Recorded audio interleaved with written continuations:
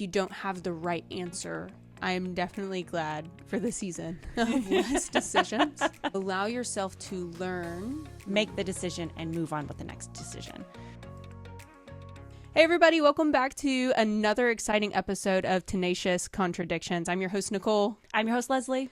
We're excited to get started. On a previous episode, we talked a little bit about goal setting, and today we're going to take some time and talk about decision making. Yes, decision making and how it impacts the different areas of your life, whether that be personal, professional, or community, and how it kind of shows up for you, and maybe even just how it's affected your life in different ways. So we wanted to start off the conversation and just kind of get an insight. Nicole's going to offer us here a time that she made a pivotal decision in her life. So kick us off, Nicole. Tell us about a time an important decision came up for you. The funniest thing about this is that I had a really, really hard time deciding on what decision was pivotal. Uh-huh. I think part of it for me is that all decisions are necessary. Okay. And we'll get into that in a little bit. Yes. Okay. Yes.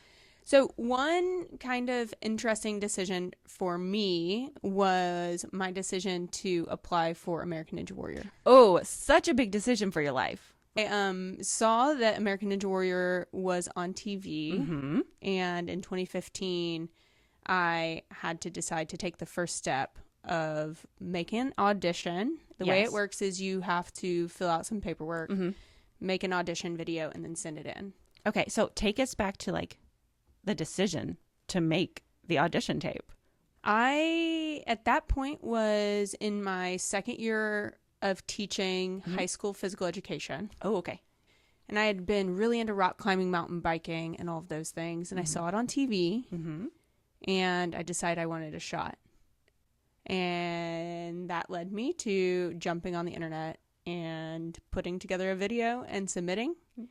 The craziest part of the whole entire thing with the decision making on that and choosing to submit it is that I didn't realize that decision left my hands entirely until the producers decided whether or not they were going to call me. Oh, yeah. That led you to a period of unknown uncertainty. Absolutely. And I submitted it in the fall around Thanksgiving, and I got a call in February.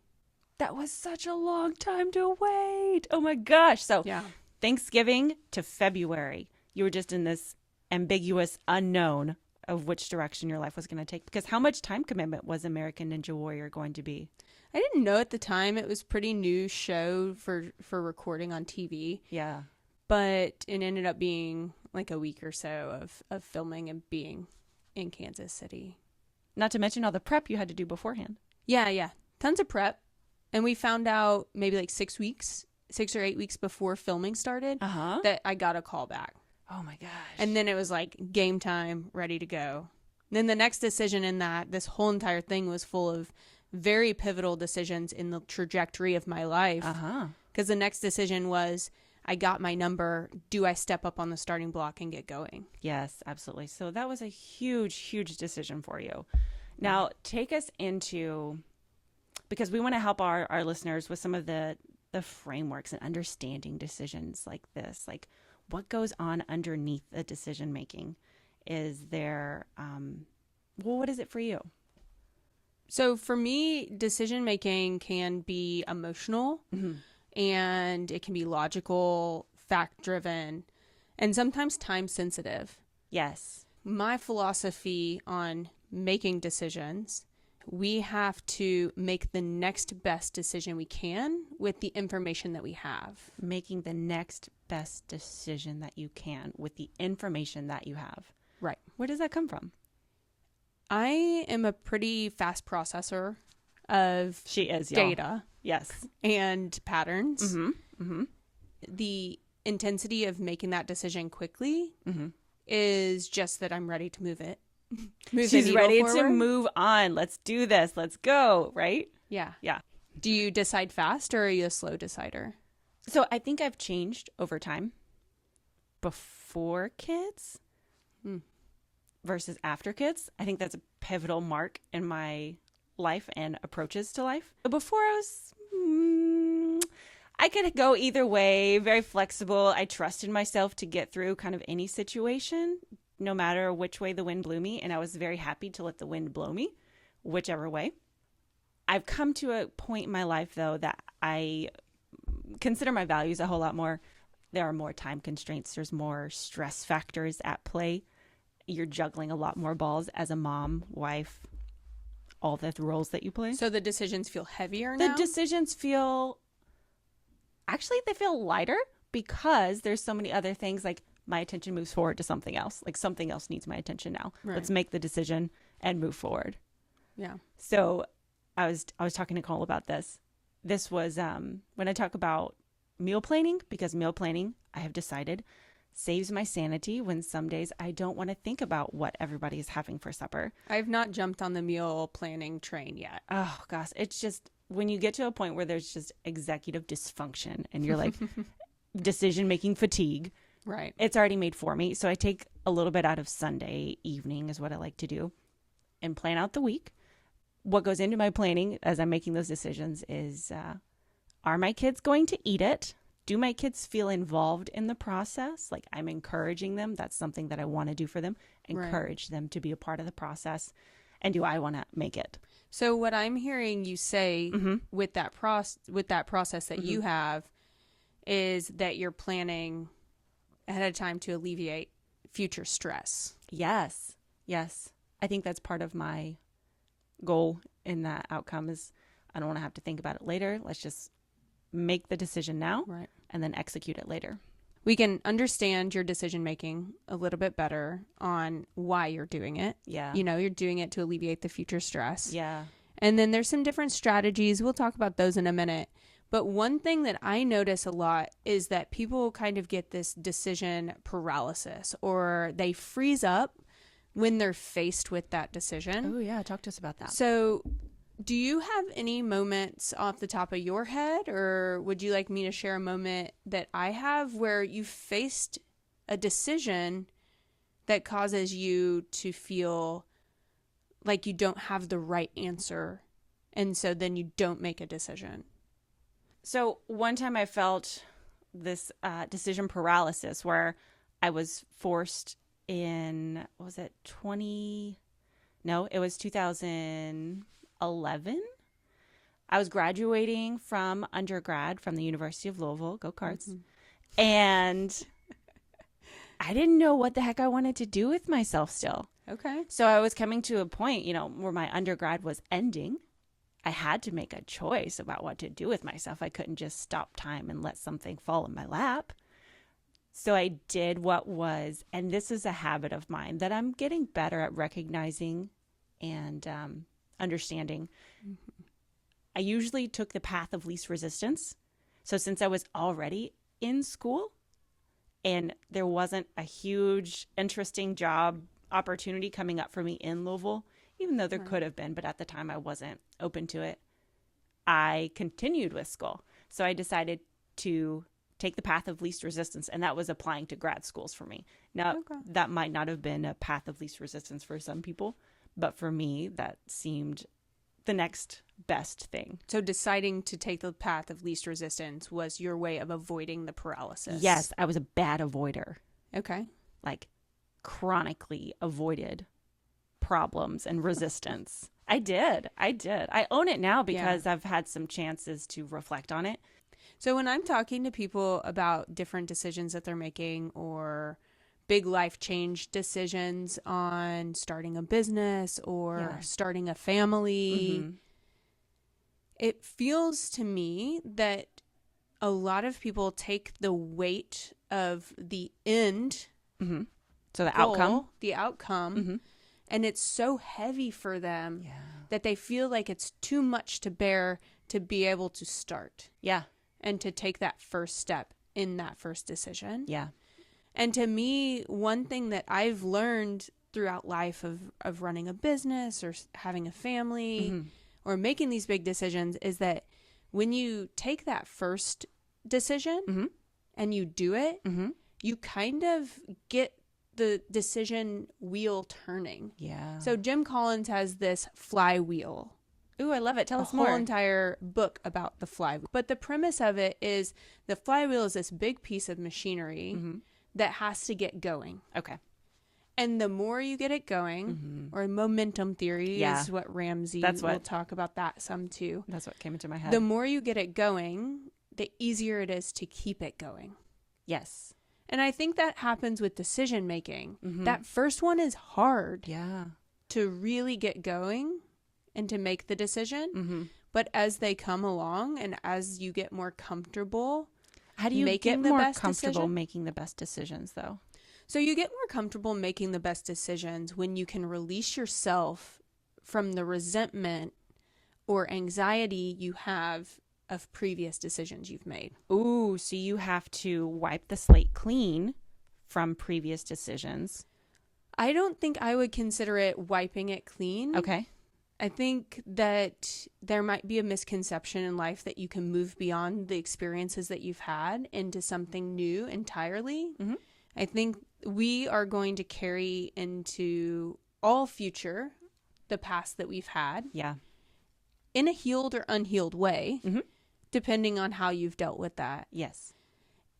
With that being said, you make the next decision without the weight of the previous decision's outcome. If you have a marriage that goes south, that does not define the future relationships that you're in either. Yeah. I think that takes so much intentionality. So I want to just pause. Like, it doesn't have to define your future relationships. It doesn't have to define your future decisions that you make. I think, but it can inform them. Absolutely. It can inform them. Yes. Because when you allow yourself to learn from your previous decisions, you're giving yourself a springboard into making better ones in the future. Yes, absolutely. And being realistic with it. So for some things, when I first opened my business and there would be a snow day, I would feel a lot of anxiety about canceling classes. Yes. Because there was weight tied to it. There were people. It was money. Expectations. Yeah. And then I realized that that is not as heavy as it could be. So now we just move forward with a come if you want policy. It sounds like you kind of gained more trust in yourself and you felt more competent as you made them. Right. And it was that momentum, that snowball effect. Right. And part of the decision has been made already, which is at the core in do I cancel classes? Yes. The core of the decision is no one is going to judge me if I choose to cancel or if I choose to not. One of the things that comes to mind as you were talking is something that I saw from Cody Sanchez. She has a podcast, a movement she calls Main Street Millionaire. And one of the proponents that she pushes forth or recommends is for people to just make the decision and move on, because the most successful people aren't the people who make the best decision necessarily, but they're the ones willing to take the risk, an informed risk, make the decision and move on with the next decision. While you're sitting here in analysis paralysis, somebody else is going to have already made 5 decisions, learned from their decisions, and course corrected in that process. Yeah, and I think that leads us a little bit into a conversation I was having at my therapy session the other day, which was talking about goal setting. And I'm a really big goal setter. Yeah.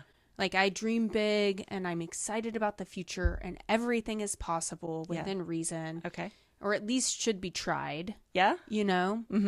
And some people aren't. Some people are not. And that's okay. Yeah. And I think that's our goal for this podcast as a whole, is to provide a space where we can take the people who are feeling the desire to do better or to grow or to change. Yeah. And encourage people and encourage you to try, and it's okay and it can be done. Yeah. And making those quick decisions for the future outcome is awesome. With that being said, there may be people who are listening to this podcast and are not wanting to start being a millionaire or make these crazy life changes. Yes. And that's okay too for them. Mm-hmm. My encouragement, if that's more of you, if you're the type who's like, I don't want to make the 5 decisions first. Yeah. I just want to keep living the life that I'm living in a positive way. Right. Is to be okay with that as well. Yeah. Just what kind of lifestyle do you want? I think it's getting, first of all, clear on that, because that's going to inform all the rest of your decisions. Yeah. What life do you want to live? Do you have a recent tough decision or a decision of the week? So I have had a pretty pivotal last 6 months of my life, but I've learned through those times and through that decision, the decisions that have come up in the past 6 months, that the scary side of the other side of the decision is not as scary when you get there. Emotions play a big role in it, your feelings underneath. Right. And so one decision that I had to make in the past little bit was, where was I going to live and how was I going to set up comfort and stability for my family and my kids? Yes. And it was tough because it's one of those things where you feel like the whole entire weight of the world is on your shoulders. And it is. I mean, there's a lot riding on what you do and how you do it. And you're not that far out from that. No. Period of intense decision making. No, but I'm definitely glad for the season of less decisions. We welcome less decisions right now. There's ups and downs, right? For sure. Yeah. For sure. Yes. Yeah. You know, you look back at the different things that you've done and the different very pivotal, very weighty decisions that we've made in our lives, maybe where we go to college or we want our degree to be or who we're going to marry or when it's time to start a family or when it's time to get out of a relationship. Yeah. Or when it's time to start a business or when it's time to close a business. Yeah. All of these big things. And they give us the opportunity to become who we are today. And it's important that we are respectful of those things and we learn from them so that we can have a better platform for making future decisions. Yeah.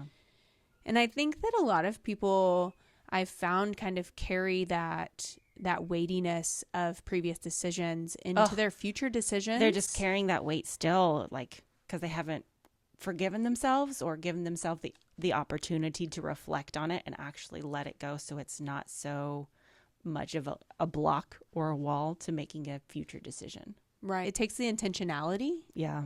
To be able to do that.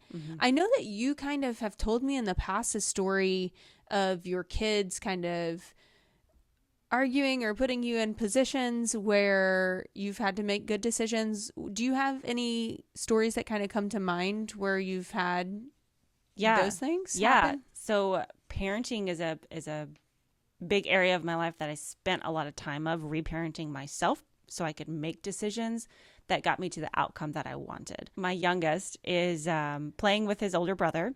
I have 2 boys.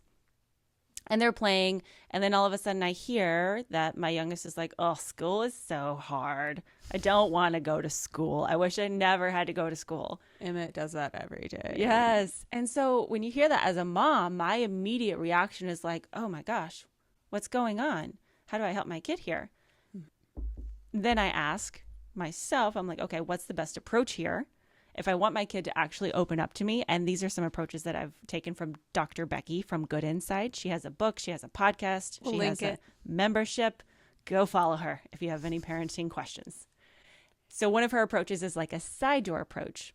Okay. So sometimes the front door approach, like directly, like if I go to my kid and I say, what's wrong? He would not open up to me. He would just push that away. So side door approach is like you incorporate play. So I went downstairs this morning. I started playing Legos for 15 minutes. I set the timer. 15 minutes. We got Lego time. And I also had the goal of like, let me get my kid to open up. Let him have some space to feel You're seen. like, I'm going to be sneaky here, and he is going to hopefully participate. Yes, with the greatest of love and intention. I know some of you other moms get me out there. So as we're playing, you know, it's more of like, hey, tell me what's going on at school. It sounds like something hard is coming up.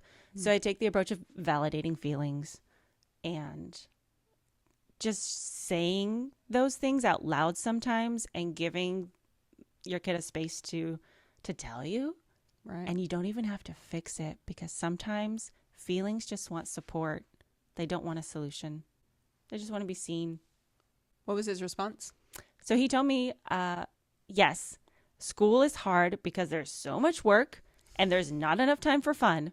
And as my child, I was like, I get it. I want to have some fun too, bud. And sometimes we have to do the work, and that's okay. Do you remember the moment in your parenting journey where you felt like it was time to decide to learn some new skill sets? Yeah, I was so disgusted with myself and how I could not relate to my children. There was a certain day, actually, it was like an argument between me and my oldest. Okay. And I just felt completely, so this was a feeling, right? It was just, like, who am I? What is wrong with me? And yes, that's some negative feedback, but it was important feedback for me, even though it was negative. It was important feedback telling me that I needed new skills. Yeah. So what did I do? I went and I sought out those skills, primarily from Dr. Becky. I really took a deep dive. Looking back on it now, of course I needed those skills. Right. Was the decision to step into that knowledge and gaining those skills difficult for you? Staying in the pain of where I was worse for me than the pain of change. And I know sometimes that can be a hard thing, especially when you're dreaming and wanting changes and wanting to follow your dreams or take the first step into something new. Mm-hmm. It can feel like, oh my God, there's so much resistance to that first step. Things can either bring you pain or they can bring you pleasure. And sometimes you just have to like ignore that. And what's the outcome that you want? But I think that is important too. Is to acknowledge, for sure. Yeah, that decisions are driven by emotion. Mm-hmm. Sometimes it's important to remove some of the emotional ties we have to them. Yeah. But it's important with that we give ourselves a little bit of freedom, because we can always choose to do the next best thing. Yeah. And make the next best decision with the information that we have. So I found in running my business that one thing that I have had to make a conscious decision on is if I have a pretty disgruntled, or what I would almost call annoying, unhappy customer. Because you can't please everyone. Yeah. So if I get triggered by someone's response to something, I try to listen to those triggers. Yeah. And my decision has been recently and over the years that I need to get an outside source's opinion. So for me, like, making decisions comes with community. Yes. And I've built this whole entire community of people who I feel confident in their opinions to at least hear them. I don't have to do what they express or what they advise me. Yeah. Yeah, absolutely. But I like to hear their perspective. Yeah. And so disgruntled customers, I grab my phone. This is her process. And I call my friend Kim and I say, okay, Kim, do you have 5 minutes? She always does. Yes. And I'm like, okay, so XYZ just said XYZ and I'm feeling like this. What are your thoughts? How should I respond? And what do you usually feel after that conversation? Well, I know for me, those decisions, if I just respond to the customer, I'm going to feel regret on my response being emotional. Is that a learned experience? Yeah. Okay. Yeah, because I'm a pretty intense person and I'm okay with making fast decisions. Okay. And I'm okay with responding. Yes. But there is power in the pause. Ooh, say that again. Power in the pause. Yeah. Yeah. If I don't pause, or if I don't get another perspective, then I find that I'm more likely to feel a little bit of regret or resentment in my response. So it sounds like you've cultivated a lot of awareness around that. Yeah. To be able to resort to that healthy, this is where I'm going now. I'm better at it when the complaint comes in via messenger, email, instead of voicemail, face to face. Yeah, I'm not the best at face to face. Yeah. Yeah. Mainly because I don't know how to exit to come back into it. Right. Yeah. To give yourself some space. I mean, that's tricky. Yeah, I would be like, pause real quick. Just one moment. Please let me go to my decision-making closet. What are some takeaways that you would want people for this episode? I think there's so many layers about decision-making and why we do the things that we do. What I hope that our audience would love to take away is like, I would invite you to think about what you want, your outcome, and is your decision taking you closer to your outcome or further away? And also to give yourself grace, because go ahead and have the expectation that you're going to mess up sometimes and it's going to be okay. You can cope with that. And releasing the responsibility for everyone else's outcome is important as well, which I think we're going to get into that and some topics similar to that in future episodes. Yes. A goal for me with this podcast is to kind of pull back the veil a little bit on some of these topics, give some insight into some practical lessons and decisions that we've made to provide confidence. Mm-hmm. I'm excited to jump into that and really get a space for these conversations to be authentic. I think there's so much power in community and seeing yourself in other people's stories and just knowing that you're not alone in whatever you're going through. So that's what I really am looking forward to opening and engaging with that. We want to encourage you guys, if this has been meaningful, please share it. Go follow our Instagram. It's out there. Feels weird to ask, but go subscribe to our YouTube channel and like, share, follow on all of the places that we are. We would love for this to be able to just help one person. Yeah, if Can it we helps just you, one person get a help on? Win. I will count that as a win. Me too. Absolutely. This has been so fun. It really has. So thank you for joining us. We want to invite you to be tenacious, embrace the contradiction, and keep deciding. Maybe even do it scared. Yeah. Till next time.